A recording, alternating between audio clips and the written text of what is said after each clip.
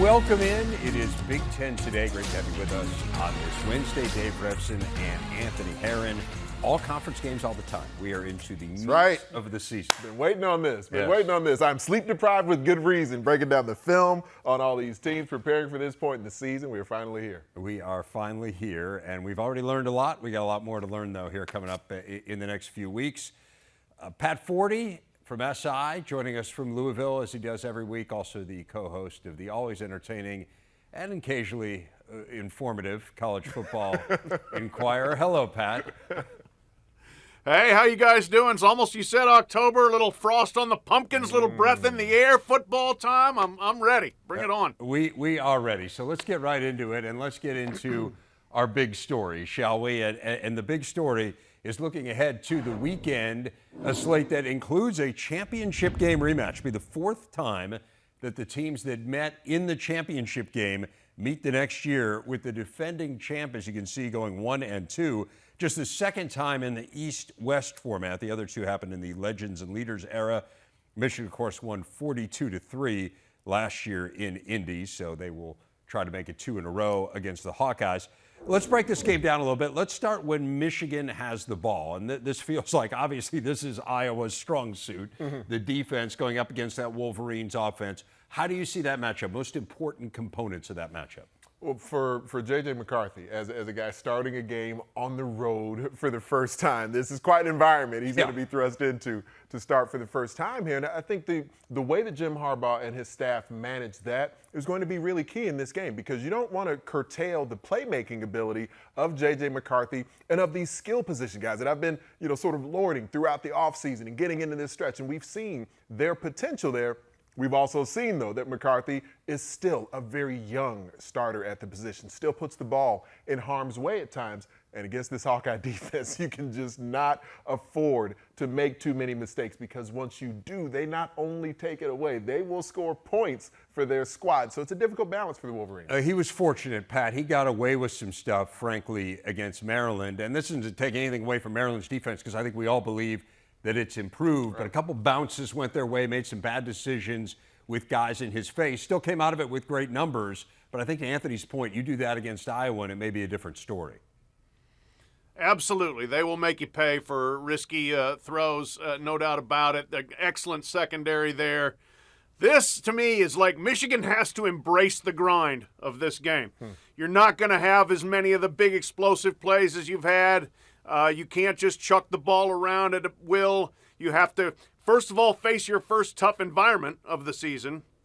And secondly, play against somebody who's going to play a way that you're not accustomed to playing so far. It's going to be trench warfare. It's going to be punting. It's going to be field position. It's going to be a long, probably slow afternoon of football.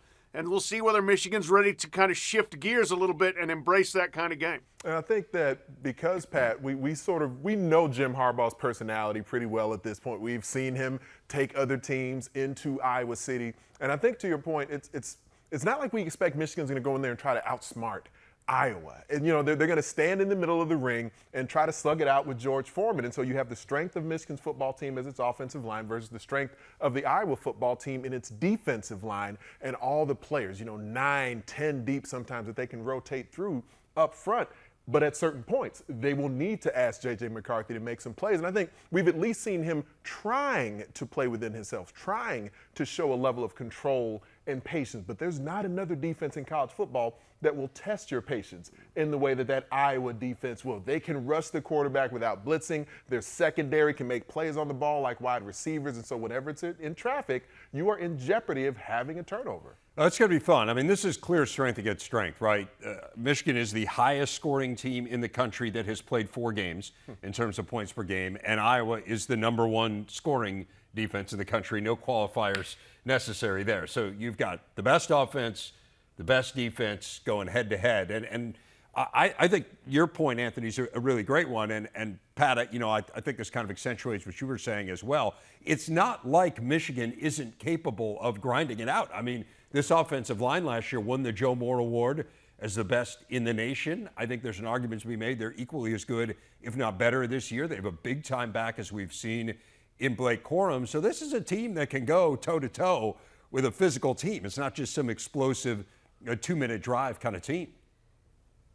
No, absolutely not. I mean, they can play that way. They did last year. I mean, they punched Iowa in the mouth in the Big Ten championship game. They punched Ohio State in the mouth. At the end of the season, you know, they were an incredibly physical run game team. So it's not out of their skill set, so to speak. They don't have Hassan Haskins, but that's okay. But the way Blake Corum's been running, and they've got depth at that position as well, you know, they can play that way. It's just they're just going to have to settle in and probably deal with the frustration of there's going to be some drives you're just not going anywhere, and you're just going to have to kick, and keep playing.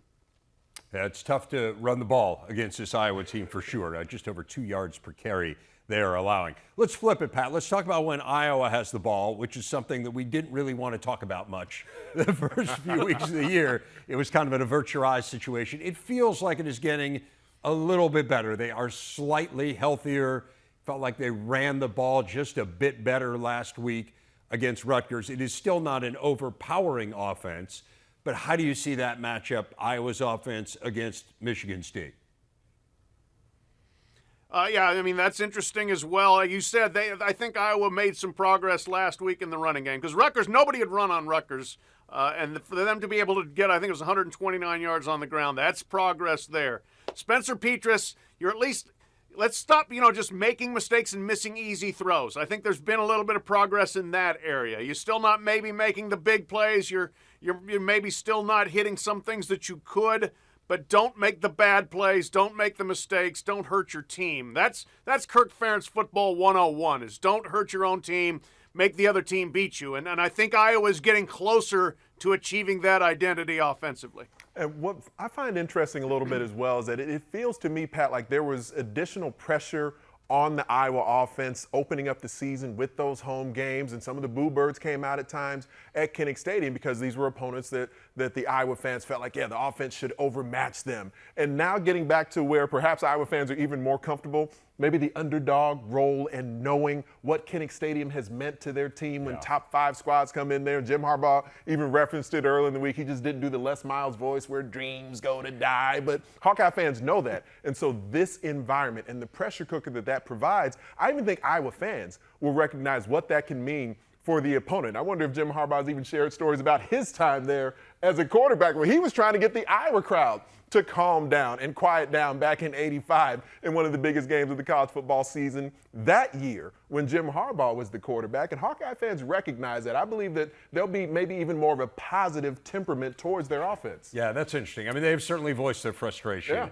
this year with the offense. You get it. But they know that their biggest advantage going into this game can be them. Right? 5 of the last 6 top 5 teams that have played at Kinnick have lost, and the one that won on the last play of the game. That was Penn State. So this is a really difficult environment that Michigan is walking into. Big opportunity for both teams. Yes. Both these squads, a huge opportunity for them. I think you could make the same argument for Maryland and Michigan State, maybe a little bit different tenor, maybe a little bit more urgency for each one of those teams. I think Maryland got a little bit of confidence from the way they played against Michigan. Not a lot of people giving them a chance going into that game. You go into the big house and you end up leaving in a 1-score game where you made some mistakes. And you could certainly point to a few moments in that game where you say, man, if it just would have gone a different way, we would have had a chance to win this thing at the end. For Michigan State, it feels a little different to me, Pat. I mean, they've gotten bludgeoned here the last couple of weeks. Does this, in your mind, kind of shape up as a must-win game for the Spartans? I think in terms of this season, it does. I think this is a huge gut check for them. I mean, as you said, they haven't just lost the last 2 games. They have been obliterated. They were blown out from the get-go by Washington, and it was even worse against Minnesota. So this is time you got to circle the wagons and show something. Mel Tucker, you're being challenged right now. You've got to get your team ready to come back. There's a lot of season left to play. And this is a game where everybody coming in on the schedule said Michigan State should win this game. You got to show something here. They've got to find a way to stop a running game, to start their own running game, to protect their quarterback. There's a lot of things that have gone wrong, and mostly this is an attitude game. You got to come out and show Michigan State has some pride, I think, right here. And for both of these squads, where now this weekend for several teams can kind of begin to write the story of their season, and from Maryland's perspective in trying to determine. We saw last week one of those questions get answered where we were wondering, can they compete and go toe-to-toe with the best teams on their schedule as opposed to just the squads we expect them to beat? They went toe-to-toe with Michigan with some self-inflicted wounds in that game. Now, suddenly, this is a game that, as we've seen over the last couple of weeks, Maryland is the squad expected to win this game at home. How did they respond to that level of scrutiny, sort of the harsh glare of expectation? And I love the tone that Mike Locksley set directly after that game at Michigan. There were no moral victories, no victory laps being taken after a defeat, but they're also a little bit beat up, a little bit banged up. Taulia Tagovailoa, we've been sort of watching him progressively emerge as the leader on that squad. He's banged up on the practice field, but banged up. Mike Locksley calling him day-to-day. Love what I saw from Billy Edwards in some limited action there. So the Mike Locksley offense should still be good, especially against that Spartan secondary. But if you don't have your main leader, your signal caller, one of the most talented QBs in college football, then does that shake the confidence of the team? This, to me, is the biggest story of this game, Pat. I mean, we've seen Michigan State's defense, and the numbers were just on the screen a moment ago. The last two games, they've just gotten run over, and they gave up 24 plays of 10 yards or longer against Minnesota, which is just a staggering number. Maryland obviously is a really good offensive team when Leah is healthy. It feels like his health, and as you mentioned, I mean, again, in that news conference yesterday, Mike Locksley kind of hedged in terms of, he's not going to show his cards as to whether or not Leah is healthy. But it really feels like, to me, from Maryland's point of view, if he's healthy, they've got to feel really good about the situation here. Sure do. I mean, that's a bad matchup for Michigan State, given the state of the secondary and the state of the defense in general. If Leah Tagovailoa is throwing and he's got guys on the outside catching, Rakeem Jarrett's another one. We'll see where his health is by game time. But that's an explosive big play offense against a defense that gives up big plays. So that's one where if Maryland gets out of the gates quickly, hits some of those big plays, and Michigan State gets into, oh no, here we go again, mentality, especially defensively, things could get ugly in a hurry. So it's really kind of two programs that are teetering, I think, right there. Maryland just waiting to break through, Michigan State trying not to break down. I really feel like Michigan State, there's more ground to cover in the secondary, guys. And if anywhere, the Spartans up front between Barrow and Windman and some of the guys they have on the interior of that defense, if they can make Maryland one-dimensional regardless of the quarterback, then not advantage Spartans, but at least it allows you to be able to take the field with some aggression and play downhill at your opponent if you stymie that Terrapin's rushing attack. This is a huge game for them because were they to lose this game, they have Ohio State next week. Right. And then you're essentially staring 2-4 in the face. Maryland, on the other hand, if you win this, next three, Purdue, Indiana, Northwestern, I mean, conceivably could go on a roll a little bit there. So let's dive into that Illinois-Wisconsin game. You are going to be calling that game. Yeah. This is a fascinating game to me. How good is Illinois? I think that's a really big question. You get to measure yourself up against Wisconsin, who has been the measuring stick more often than not in the West. And then you add in this dimension of Brett Bielema coming back to Madison. Oh, so you've got, There's that as well. Did you guys know that? I want to make sure you touch on that during the game. I'm glad. See, if you hadn't been on the show, you may have not even known that. That's what we do on this show.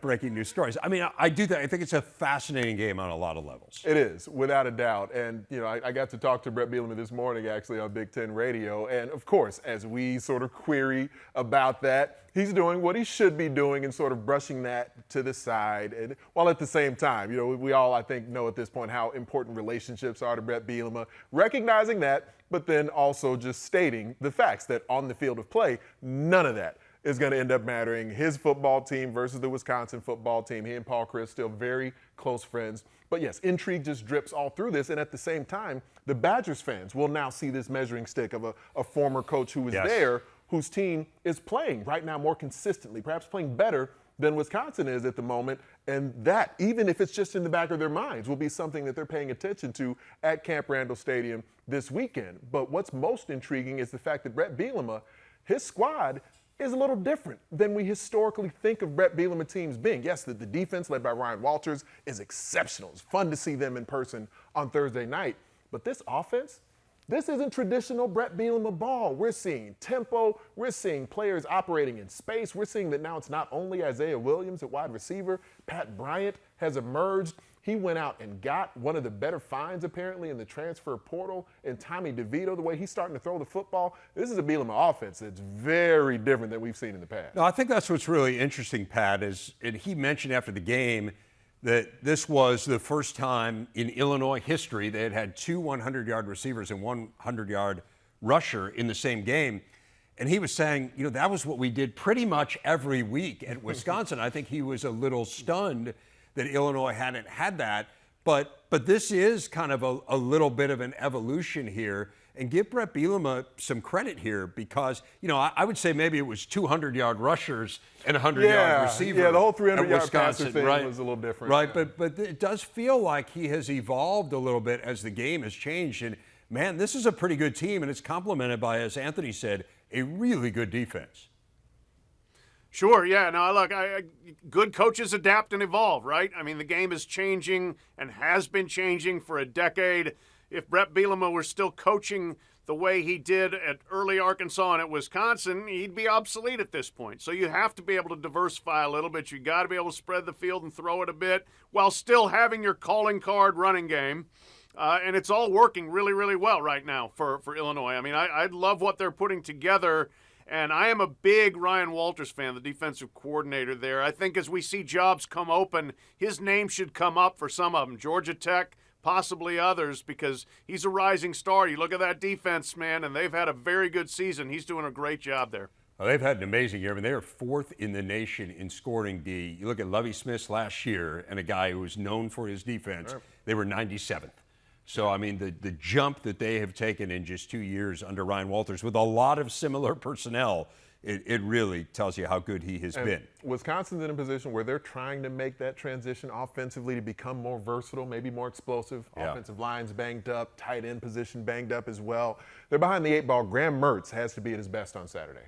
Wisconsin was the preseason West favorite, at least according to the unofficial media poll. I don't think there are many people you would find right now who wouldn't say Minnesota is the favorite. You wouldn't say that? Oh, no, I said it preseason. Oh, yeah. I disagreed with the assembled media and said well, the Gophers are the way to go. Pat yourself on the back. My shoulders don't work so well, but feel free to do it at home for me. All that time in the NFL. I don't want to invade your personal space. Right. But, man, Minnesota, I think there were some questions going into last week. Mm-hmm. If there were some questions, just based on who they had played. Yeah. I don't think this is a great Michigan State team right now. In fact, I think Michigan State's teetering a little bit, as we discussed. However, Minnesota absolutely annihilated them. This team is really, really good. In every phase. Not just that Gophers rushing attack and Muhammad Ibrahim and that mammoth offensive line.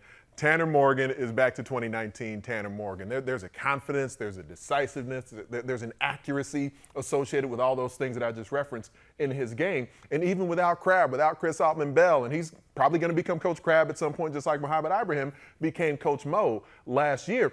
But they're still deep and talented at wide receiver regardless of that. And, of course, this Gophers defense and what Joe Rossi brings to the table has Minnesota as positioned to be versatile, to be, to affect the game in every phase in a way that no one else in the West that we could presume could. That was why I picked them preseason and why I said P.J. Fleck's going to be the coach of the year in conference and everything else. So at the moment, I'm going to injure myself, patting myself on the back because it's playing out exactly as I anticipated coming in. No, they're really good. I don't think there's any question about it. The issue is, do you avoid a stumble here? I think if you were looking at teams that people thought potentially could break through in the West, Purdue was clearly at the top of the list. Or when Minnesota was at the top of the list, I should say. Purdue was next, Pat. They were the other team. They were much better on defense a year ago. Aiden O'Connell became this revelation as one of the top and most accurate quarterbacks in the country. But now he is banged up. They barely beat FAU without him. What do you see in terms of their chances of success here against Minnesota?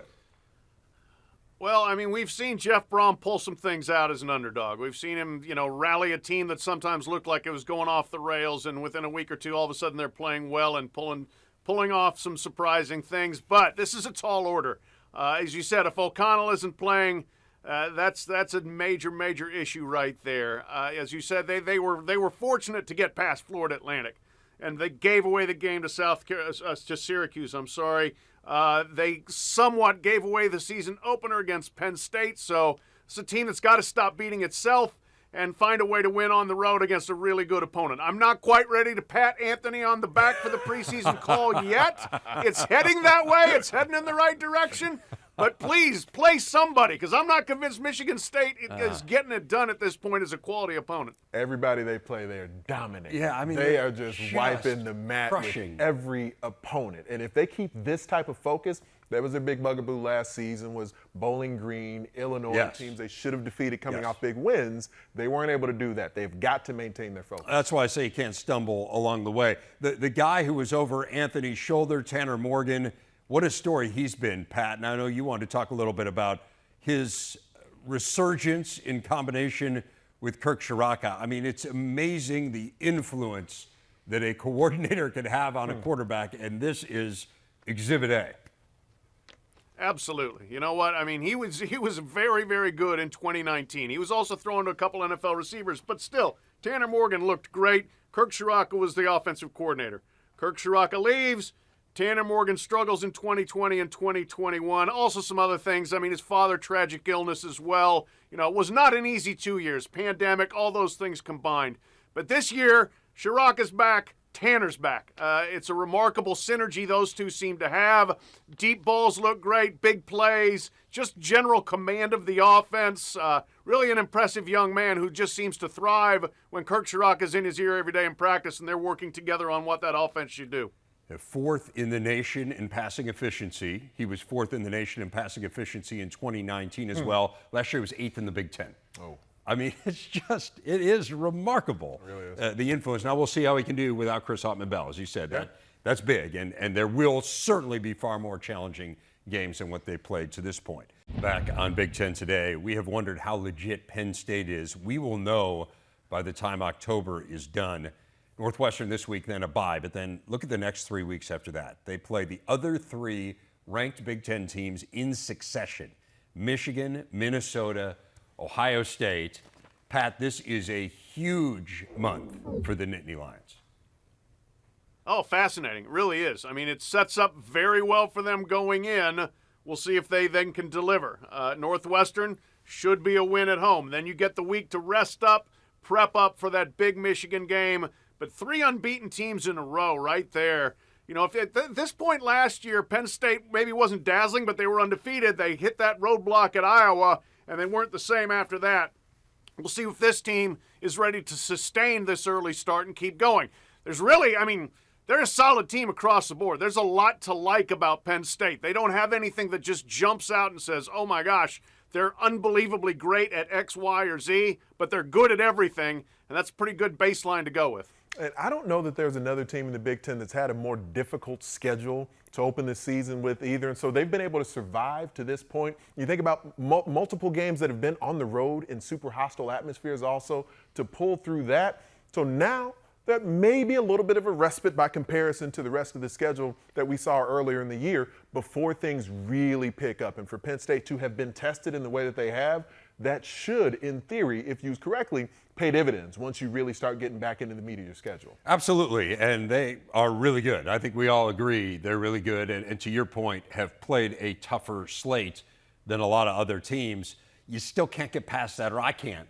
2-13 against top 10 teams for James Franklin at Penn State. I don't think it's unreasonable to suggest all three of those games could end up being against top 10 teams. Right. Because Minnesota certainly could be in the top 10. If you look at their schedule, they absolutely could be undefeated at that point. And so this is a chance to end that narrative once and for all, right, this year. If you can win a couple of those games and still put yourself in a position where you go into November, let's say with, at worst, one loss, I think you push all that aside and you don't talk about it again. And, it could erase that narrative for James Franklin. Could it at least, expunge that part of the resume for Sean Clifford as well, as we saw him begin to do earlier this season. And a healthy Sean Clifford has been an excellent Sean Clifford throughout his career. And so as long as that run game can assist in keeping him upright, then maybe he turns into that sort of Trace McSorley, vibe where we saw McSorley really ascend by the end of his career. And this can be just that next iteration, that next generation of great quarterback for Penn State who now has those big wins on his resume.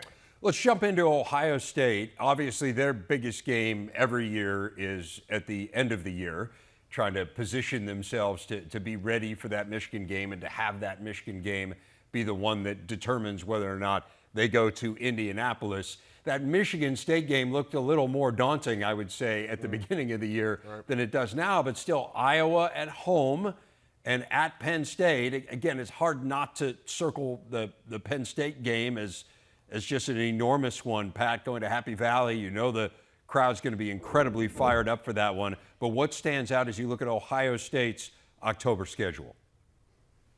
Yeah, I mean, that's it. Obviously backloaded there. The Iowa game could at least be a challenge for a team that loves to rip off big chunk plays, similar to what Michigan could be looking at this weekend. You know, that's a different kind of game you're probably going to have to play. But the Penn State game on the road, Happy Valley, they have given some Ohio State some troubles there. They haven't beaten them a lot recently, but during Urban Meyer's time, that was a tough place to play. We'll see how Ryan Day does this time going in there.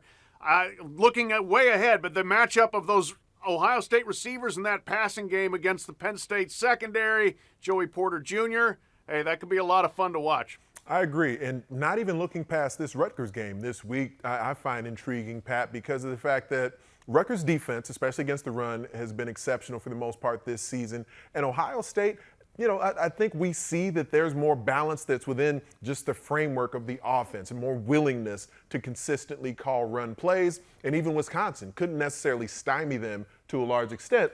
Now, as they're getting deeper into conference play here, who does Ohio State really believe they are? C.J. Stroud, the receivers, the tight end position now emerging for them. That's what certainly can score plenty of touchdowns. But in Big Ten play, with the weather changing, the balance that we've seen so far, will they sustain that? That's what I believe can lead Ohio State to its highest heights, as opposed to just saying, we're going to go, we're going to sling it around. Is this really who the new Buckeyes are with this balanced approach on offense? Well, it seems like it. I mean, they've run the ball 25 more times than they have thrown it at this juncture. Now, they've had some really big leads, Pat, but just as a measure of comparison, they had a lot of big leads last year, too, and they ended up throwing it about 71, I think it was, more times than they ran it. This is a genuine two-headed monster at running back with Travion Henderson and Mayan Williams, and it does feel like, at least early on here, more of a concerted effort to run the ball. And again, some of that might be Jackson Smith and Jigba's been out of the lineup for the bulk of the season as well. Yeah, that's a factor for sure, but I do think this is a priority with Ryan Day. It has been since the end of last season. He talked about it in July at Big Ten Media Days when we were all there, being a more physical team, being a more balanced team offensively. And, I mean, I was there when they played Notre Dame, and he was so tickled afterwards at the way they finished that game, just pounding it out on the ground. So I think this is what he wants to see. And to Anthony's point about when the weather starts changing and maybe you just can't throw it 40, 50 times a game, you're going to have to run it 50 times. He wants to make sure he has the team to do it. And I think they've built enough confidence in themselves as a physical offensive football team that they bring that with them here in the latter stages of the season. And we'll see which offense on that October schedule can truly test the Ohio State defense as well, because up until now, the best offenses they're going to face this season are going to be on the back end of it. They have been so good in conference play under Ryan Day. They're now 24-1, average margin of victory 32 points. So we were all exclaiming with what happened against Wisconsin. That's just an average Big Ten game. That's what they do against Ryan Day. Finally, we do not want to shortchange the Michigan Wolverines. I think as you look at their October schedule, not all that dissimilar, frankly, from what we just looked at with Ohio State. The difference is obviously the big game against Iowa coming up this weekend that we talked about, but they get Penn State at home. So a little bit different there in terms of not having that dynamic of having to go to Happy Valley. But what do you see when you see that schedule? Man, Michigan's got a lot of home games on their schedule this season. That plays out pretty well for them also. But when you think about this week's game against Iowa, where it does feel like that's full-on slugfest, then you travel to Bloomington, and that won't have as much of a slugfest sort of vibe to it. And the Indiana offense that wants to go up tempo, and what they've done in bringing in Walt Bell, and how that balances with Tom Allen's attacking style on defense. Stylistically, the next few opponents that Michigan has to face will test them schematically in different ways, and new coordinators on each side of the ball for Jim Harbaugh. The game plan that the coaching staff puts together, I believe, will play a big role in how well they play, how organized they look out there, because it's not like they're at a portion of the schedule where you're going to see the same things and the same brand of personnel over and over again. So your game plan has to suit the opponent and the environment you face. And you know that every Michigan fan, every Ohio State fan looks at those October schedules and just says, well, this is a precursor to November. And again, important to remember the game this year is in Columbus, Pat, when Michigan and Ohio State square off. But what about what's in between now and then for Michigan, what you saw there for October? I say just don't overlook the Indiana game. Obviously, Iowa this weekend, going to be a big-time affair. I will be there for that game. I'm looking forward to it. And then Penn State is after that. Don't overlook the trap game in the middle on the road. Successive road games. If you remember last year, guys, Michigan went into Wisconsin, and that was the big, okay, we're going to see what Michigan's about. They're finally going to go on the road. How are they going to do? They won and played great. And all the hosannas started coming in. Then they go to Nebraska and darn near lost that next road game. So this is a similar sort of scenario potentially for the Indiana game. Jim Harbaugh is very good at getting his team prepared. They don't mail in games, but that's the one to watch out for me is just a potential trap game. I'll tell you the other one I think about in their schedule is a potential trap game. The week before they play Ohio State, they play Illinois. Good call. Yeah. That could be a real tough one. Again, we're looking way far ahead. You have no idea who's going to be healthy, what the records are going to be. But looking at that one, it's like, it's one you could overlook. Let's hit the fast forward on the remote. Probably should. It is time for our big stat. Iowa and Minnesota have each allowed 10 or fewer points in each of their first 4 games. If either can pull it off in their first 5, they would be the first Big Ten team to do so since Wisconsin in 2004. There was a team that started 9-0. The Big Ten last had 2 teams accomplish that in 1973. It was, in fact, the last time any conference has had that happen, had 2 different teams pull that off in the first 5 games of the year. It's a league with 4 of the top 7 scoring defenses in the country. Really, really good defensive league.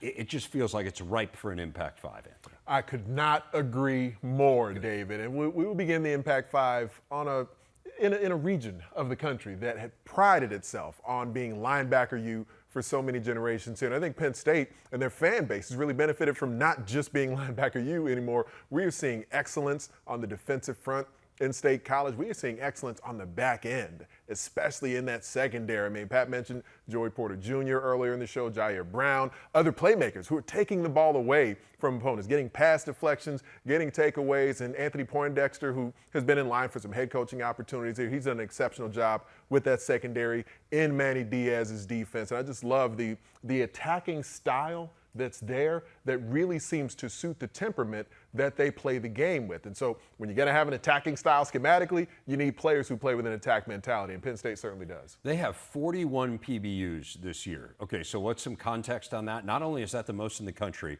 it is the most in the country by 16.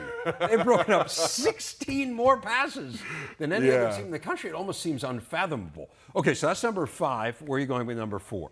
Well, this is a team that I think if their offense hadn't been so exceptional, I'd even have the Minnesota Golden Gophers higher than number 4. I do feel like the way they operate on offense, the time of possession, the limited snaps that defense has to play, it enhances the way that Minnesota operates on that side of the football. So it's almost like I'm dinging their defense because their offense plays to their strengths so much. But that being said, when you're talking about every level of a defense that's cohesive, that's where Joe Rossi, the teacher, really shows through, because they will show you a variety of looks, but they are so sound in everything they do. Minnesota tackles so well, and they swarm the football at a variety of levels in a way that does have this sort of vice-like approach to the opponent, where you know you're going to have limited opportunities, and so the offense tends to press when they're facing that Minnesota D, and that's where the pass rush can come through and the takeaway ability of that secondary can really show. That's a fair point. I would have them higher. I mean, I think they're better than that, but I do understand your point. They haven't been on the field very much. I mean, it's such a well-constructed team in that it makes sense, right? Like what they do on offense marries so well to what they do on defense, and man, they are good at it. Okay, so they're number 4. Maybe slightly in dispute.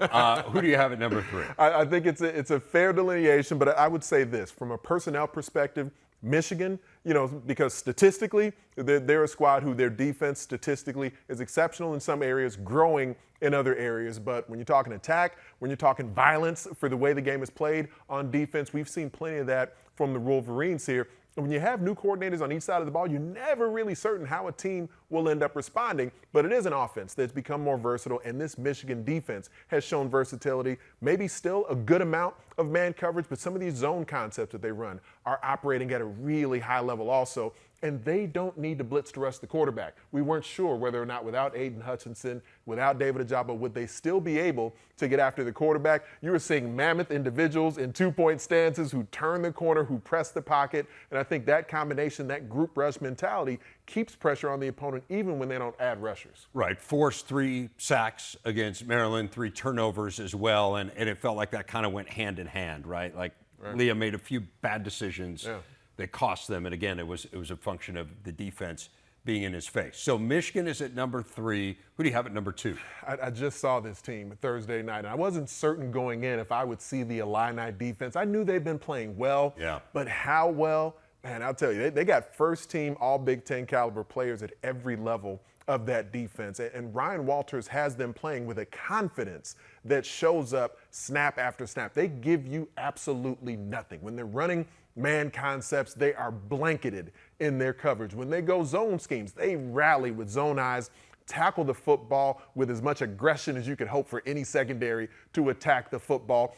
And their leading tacklers are both interior defensive linemen. Johnny Newton, Keith Randolph, they fly all over the field and play with a verve, with an energy that every coach would turn on that film and say, that is how hard I want my defensive linemen to play. It's a credit to Ryan Walters, a credit to the tone, the culture that Brett Bielema has established there. This Illini defense is for real. They've held 7 of their last 9 opponents to 20 points or fewer.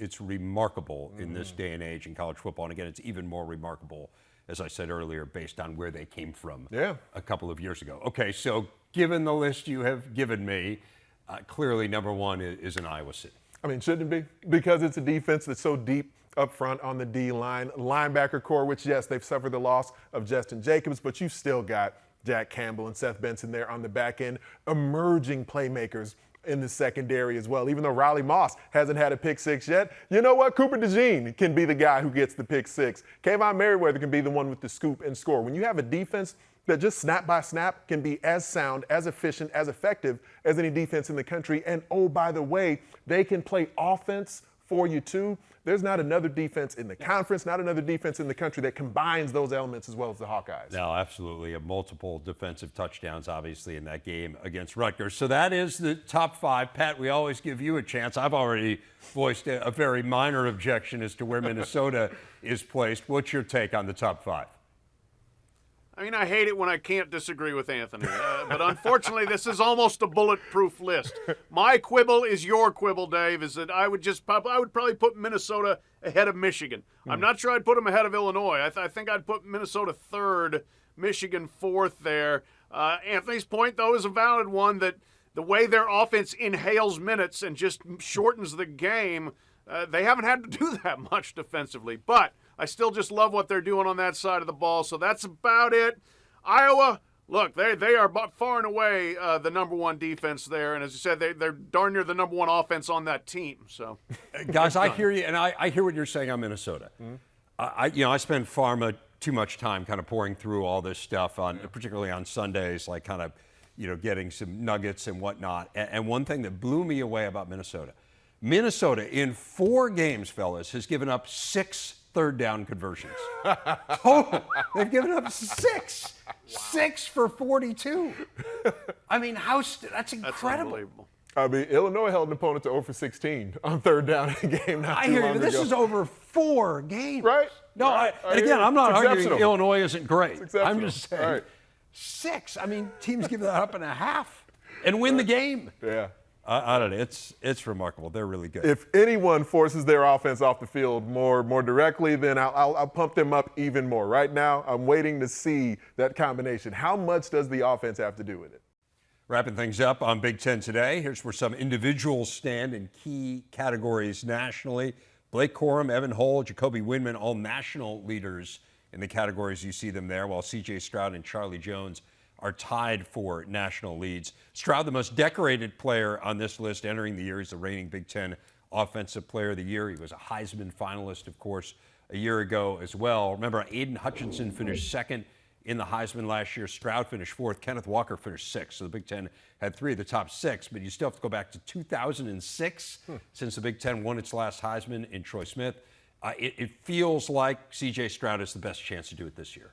The position he plays, the statistics that go with it within the offense that he's in Columbus, there's not a doubt that C.J. Stroud is amongst the favorites. He already was preseason, and now his performance during the regular season just continues to enhance the resume that's there. And then we'll see him. You know, that first game against Notre Dame, he didn't necessarily have the most huge statistical night, but he led his team to a victory, made some key throws, and now there'll be more and more Heisman moment type opportunities that await C.J. Stroud and the Buckeyes. So I think he's right there in the mix for it, Pat, maybe even the leader nationally. I would say he's the leader nationally. You know, you may put Hendon Hooker from Tennessee up there with him, but for all the reasons you mentioned, he's having a phenomenal start to the year. And I think the other thing, when you factor in that Jackson Smith and Jigba really has been a non-factor so far, it makes his performance all the more impressive to get to this point. He is second in the nation in passing efficiency right now, Stroud is. What about Mo Ibrahim, Pat? I mean, here's a guy who is second in the nation in rushing. I think when you think about what's the equation to win a Heisman, obviously you have to have a fabulous individual year, but your team has to be really good. I think we all agree Minnesota is very good and has the chance to have a season that everyone in the country is talking about. And also having a really good personal narrative helps. And Mo Ibrahim coming back from that Achilles injury that everyone saw. There was a game everyone in the country was watching the opening weekend last year against Ohio State. You put all that together and it's pretty compelling. Checks a lot of boxes for sure. And I'll add one more that I know factors in for media.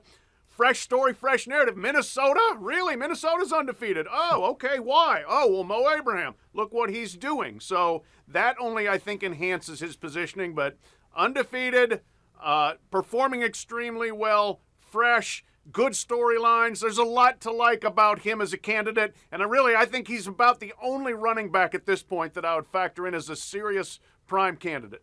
And when you look at just the highlight reel moments, also just kind of week after week, one of these rugby scrums that we see, right. And even when he's kind of one-on-one in a hole, tacklers start to fear Mohamed Ibrahim with good reason, man. He just barrels through folks over and over again.